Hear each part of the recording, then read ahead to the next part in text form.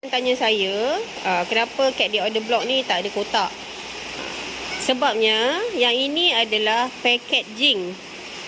Yang ini harga pun berbeza. Yang ada kotak tu harga dia lain. Yang ini sebab saya nak bantu orang-orang yang ada banyak kucing kat rumah. Contoh macam ni. Supaya dapat beli dan dapat beli dengan banyak secara borong.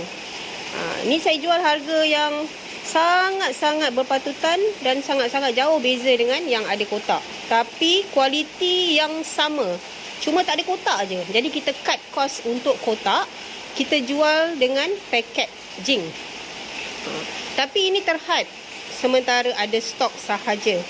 Jadi korang kena cepat. Siapa-siapa yang ada banyak sangat kucing kat luar rumah ke, kat dalam rumah ke, beli sekarang, borong sekarang. Sementara ada. Okey? Cepat order hari ni, esok saya post.